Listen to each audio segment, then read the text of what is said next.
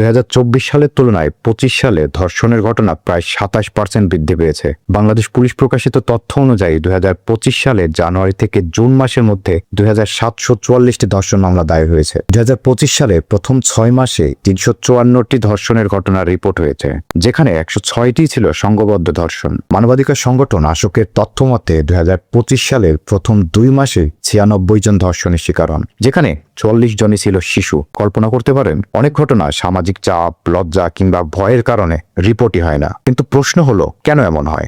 এভাবেই কি চলবে? আজকে আর প্রতিবাদ নয়, আজকে আমরা এর নেপথ্যের কারণগুলো খোঁজার চেষ্টা করব, যা আমাদের এই সংকটকে মোকাবেলা করতে সহায়তা করবে। এ নিয়ে অপরাধ বিজ্ঞান কি বলে, এই সব প্রশ্নের উত্তর খুঁজব আজকের ভিডিওতে।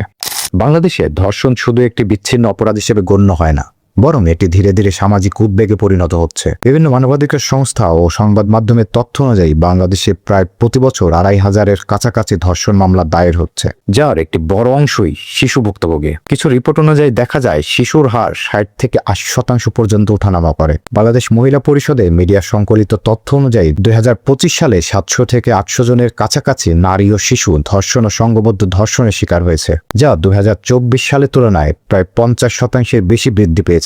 এই তথ্যগুলো ইঙ্গিত করে যে ভুক্তভোগীর বেশিরভাগ সংখ্যাই শিশু এবং অনেক ক্ষেত্রেই তারা নাবালিকা। তবে এই পরিসংখ্যান বাস্তব পরিস্থিতির পুরো চিত্র নয়, কারণ মানবাধিকার সংগঠনগুলোর মতে লজ্জা, ভয়, বিচারহীনতার আশঙ্কা এই সব কিছু ভেবে অনেক ঘটনা মিডিয়া কিংবা পুলিশের সামনেই আসে না। ফলে রিপোর্টের চেয়ে প্রকৃত ঘটনার সংখ্যা আরো বেশি হতে পারে। এই আন্ডার রিপোর্টিং বা গোপন থাকার ঘটনা ধর্ষণ পরিস্থিতিকে আরো জটিল ও ভয়াবহ করে তোলে।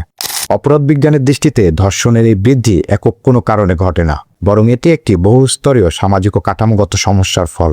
নিয়ন্ত্রণ তত্ত্ব অনুযায়ী পরিবার, শিক্ষা প্রতিষ্ঠান, আইন যদি মানুষকে কার্যকরভাবে নিয়ন্ত্রণ করতে না পারে, তাদের বিরুদ্ধে প্রতিরোধ তৈরি করতে না পারে, তাহলে অপরাধের প্রবণতা বৃদ্ধি পায়। সোশ্যাল লার্নিং থিওরি অনুযায়ী মানুষ তার আশেপাশের মানুষের আচরণ দেখে শিখে। যেখানে সহিংসতা ও ক্ষমতার অপব্যবহারকে স্বাভাবিকভাবে দেখানো হয়, সেখানে কিছু মানুষ তা গ্রহণযোগ্য বলে মনে করে। ঠিক একইভাবে রুটিন অ্যাক্টিভিটি অনুযায়ী মানুষ তখনই অপরাধ করে যখন তার কাছে অপরাধ করার সুযোগ থাকে, যেমন দুর্বল নিরাপত্তা, সামাজিক অসতর্কতা, নজরদারির অভাব। এসব ক্ষেত্রে অপরাধের সম্ভাবনা বেড়ে যায়।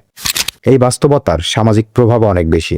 ভুক্তভোগীরা মানসিক ট্রমা, নিরাপত্তাহীনতা, সামাজিক বিচ্ছিন্নতায় ভোগে। কখনো কখনো তারা আত্মহত্যার মতো কঠিন সিদ্ধান্ত পর্যন্ত নিয়ে নেয়। অনেক সময় পরিবারগুলো সামাজিক কলঙ্কের ভয়ে বাস্তব ঘটনাগুলো প্রকাশ্যে আনার সাহস পর্যন্ত করে না। ফলে বিচার প্রক্রিয়া দুর্বল হয়ে পড়ে এবং অনেক ক্ষেত্রে অপরাধীরা শাস্তি থেকে এড়িয়ে যায়, যা পরোক্ষভাবে নতুন অপরাধের পরিবেশ সৃষ্টি করে দিয়ে যায়। আপনার কি মনে হয়, বাংলাদেশে ধর্ষণ অপরাধ কমাতে আর কি কি কঠিন সিদ্ধান্ত নেওয়া যেতে পারে? আপনার মতামত অবশ্যই আমাদের কমেন্ট বক্সে জানাবেন। Thank you.